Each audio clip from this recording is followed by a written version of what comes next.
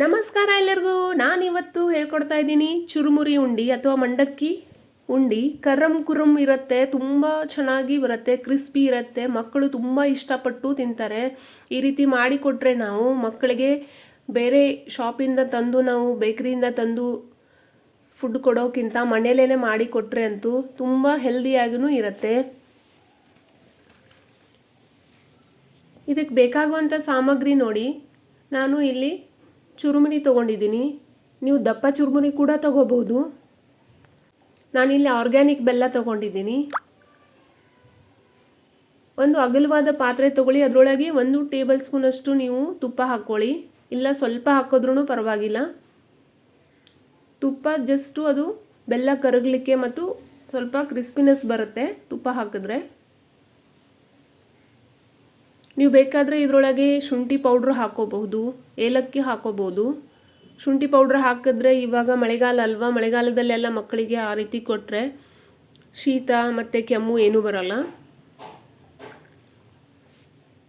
Low ಫ್ಲೇಮಲ್ಲೇ ನಾವು ಬೆಲ್ಲನ ಕರಗಿಸ್ಬೇಕು. ನೀವು ಪಾಕ ಆಗಿದೆ ಅಂತ ಗೊತ್ತಾಗಲಿಲ್ಲ ಅಂತಂದರೆ 1 ಪ್ಲೇಟ್ ತೊಗೊಳ್ಳಿ. ಅದರೊಳಗೆ ನಾರ್ಮಲ್ ರೂಮ್ ಟೆಂಪ್ರೇಚರ್ನಲ್ಲಿರುವ ನೀರು ಹಾಕ್ಕೊಂಡು 1-2 ಹನಿ ಬೆಲ್ಲದ ಪಾಕನ ಹಾಕ್ಕೊಳ್ಳಿ. ಅದು ಗಟ್ಟಿ ಆಯಿತು ಅಂತಂದರೆ ಪಾಕ ಆಗಿದೆ ಅಂತ ಅರ್ಥ. ಇಲ್ಲಿ ನೋಡಿ ಪಾಕ ಆಗಿದೆ. ಇಲ್ಲ ಅಂತಂದರೆ ನೀವು ಹಾಗೆ ನೋಡ್ತಾ ಬಬಲ್ಸ್ ಬರುತ್ತೆ ನೋಡಿ ಇದರೊಳಗೆ, ಆಮೇಲೆ ಗೊತ್ತಾಗ್ಬಿಡತ್ತೆ ನಿಮಗೆ ಪಾಕ ಆಗಿದೆ ಅಂತ. ಸ್ಟಾರ್ಟಿಂಗ್ ಮಾಡಬೇಕಾದ್ರೆ ನೀವು ಸ್ವಲ್ಪನೇ ಮಾಡ್ಕೊಳ್ಳಿ, ಆಮೇಲೆ ನಿಮಗೆ ಗೊತ್ತಾಗ್ಬಿಡತ್ತೆ. ತುಂಬ ಬಿಸಿ ಇರುತ್ತೆ, ಹುಷಾರಾಗಿ ಮಾಡಬೇಕಾಗತ್ತೆ.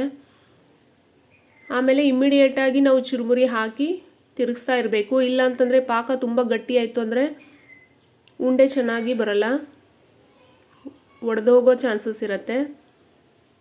ಈ ರೀತಿ ಕಲಿಸ್ಕೊಳ್ಳಿ ಚೆನ್ನಾಗಿ. ಚುರುಮುರಿ ಹಾಕಿದ ಮೇಲೆ ಒಂದು 30 to 40 ಸೆಕೆಂಡ್ಸ್ ತನಕ ಆ ರೀತಿ ಕಲಿಸ್ಕೊಳ್ಳಿ. ಲೋ ಫ್ಲೇಮ್ ಇಟ್ಕೊಳ್ಳಿ.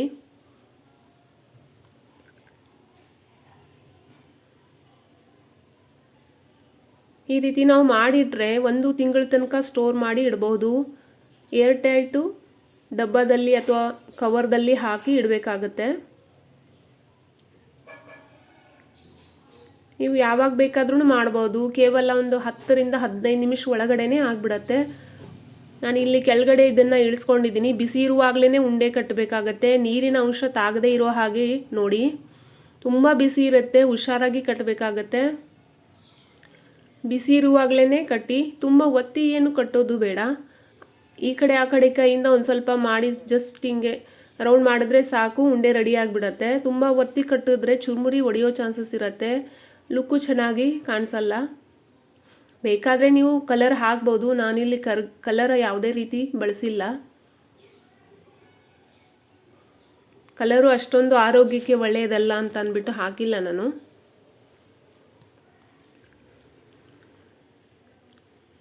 ನೀವು ಚಿಕ್ಕ ದೊಡ್ಡ ಯಾವ ಸೈಜ್ ಬೇಕಾದರೂ ಮಾಡ್ಬೋದು ಉಂಡೆನ, ಬಟ್ ಫಾಸ್ಟಾಗಿ ಕಟ್ಟಬೇಕು. ನೀವು ಉಂಡೆ ಕಟ್ಟಬೇಕಾದ್ರೆ ತಣ್ಣಗೂ ಆಯಿತು, ಉಂಡೆಗೆ ಬರ್ತಾ ಇಲ್ಲ ಅಂತಂದರೆ ಮತ್ತೆ ನೀವು ಲೋ ಫ್ಲೇಮಲ್ಲಿ 20 to 30 ಸೆಕೆಂಡ್ ಇಟ್ಕೊಂಡು ತಿರ್ಸ್ಕೊಂಡ್ರೆ ಚುರುಮುರಿ ಮತ್ತು ಅದು ಬೆಲ್ಲನ ಪಾಕ ಬಿಟ್ಕೊಳ್ಳುತ್ತೆ. ತಿರ್ಗಾ ಮಾಡ್ಕೋಬಹುದು ನೀವು ಉಂಡೆಗಳನ್ನು. ಸ್ವಲ್ಪ ಫಾಸ್ಟಾಗಿ ಮಾಡಬೇಕಾಗತ್ತೆ.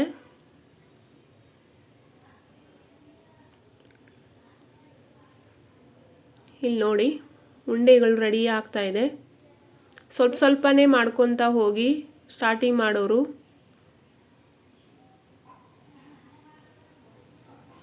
ನಾನು ಈಗ ತಿಂಗಳಲ್ಲಿ 1 ಅಥವಾ 2 ಬಾರಿ ಮಾಡ್ತಾನೆ ಇರ್ತೀನಲ್ವ, ನನಗೆ ರೂಢಿಯಾಗಿಬಿಟ್ಟಿದೆ.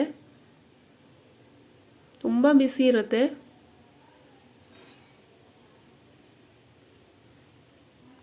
ನೀವು ಬೇಕಾದರೆ ಇದರೊಳಗೆ ಶೇಂಗಾ ಅಥವಾ ಕಳೆ ಬೀಜ ಏನಂತಿರಲ್ಲ ಅದು ಹಾಕೋಬೋದು, ಎಳ್ಳು ಹಾಕೋಬಹುದು, ಸ್ವಲ್ಪ ಶುಂಠಿ ಪೌಡ್ರ್ ಹಾಕೋಬೋದು, ಅಥವಾ ಜಾಯಿಕಾಯಿ ಹರಿಚ್ಬಿಟ್ಟು ಒಂದು ಸ್ವಲ್ಪ ಹಾಕೋಬೋದು. ನಾನು ಸಿಂಪಲ್ಲಾಗಿ ತೋರಿಸ್ತಾ ಇದ್ದೀನಿ. ನಮ್ಮ ಅಮ್ಮ ಎಲ್ಲ ಇದೇ ರೀತಿ ಮಾಡ್ತಿದ್ರು. ಅದರೊಳಗೆ ಎಳ್ಳಿನ ಉಂಡೆ ಹಾಕ್ತಾಯಿದ್ರು ಮೊದಲೆಲ್ಲ. ಪಂಚಮಿ ಹಬ್ಬಕ್ಕೆಲ್ಲ ಮಾಡಬೇಕಾದ್ರೆ ಎಳ್ಳಿನ ಉಂಡೆ ಒಳಗಡೆ ಹಾಕಿಬಿಟ್ಟು ಆಮೇಲೆ ಚುರುಮುರಿ ಕೋಟಿಂಗ್ ಮಾಡ್ತಾಯಿದ್ರು. ರುಚಿಯಾದ ಮಂಡಕ್ಕಿ ಅಥವಾ ಚುರುಮುರಿ ಉಂಡಿ ರೆಡಿಯಾಗಿದೆ. ನೀವು ಮಾಡಿ ನೋಡಿ. ಮಾಡಬೇಕಾದ್ರೆ ಹುಷಾರಾಗಿ ಮಾಡಿ. ನನ್ನ ಯೂಟ್ಯೂಬ್ ಚಾನಲ್ನ ಸಬ್ಸ್ಕ್ರೈಬ್ ಮಾಡಿಲ್ಲ ಅಂತಂದರೆ ಸಬ್ಸ್ಕ್ರೈಬ್ ಮಾಡಿ, ಯಾಕಂದರೆ ನಾನು ಪ್ರತಿದಿನ ಒಂದೊಂದು ಥರದ್ದು ವಿಡಿಯೋನ ಅಪ್ಲೋಡ್ ಮಾಡ್ತಾ ಇರ್ತೀನಿ. ಮತ್ತು ಇವಾಗ ಪಂಚಮಿ ಹಬ್ಬ ಸ್ಪೆಷಲ್ಲು ಸ್ವೀಟ್ಗಳನ್ನು ಮಾಡಿ ಅಪ್ಲೋಡ್ ಮಾಡ್ತಾ ಇದ್ದೀನಿ. ನೀವು ಮನೆಯಲ್ಲಿ ಟ್ರೈ ಮಾಡಿ ಹೇಗಾಗಿದೆ ಅಂತ ಹೇಳಿ. ನನ್ನ ವಿಡಿಯೋ ಲೈಕ್ ಮಾಡಿ, ಶೇರ್ ಮಾಡಿ. Thanks for watching my video.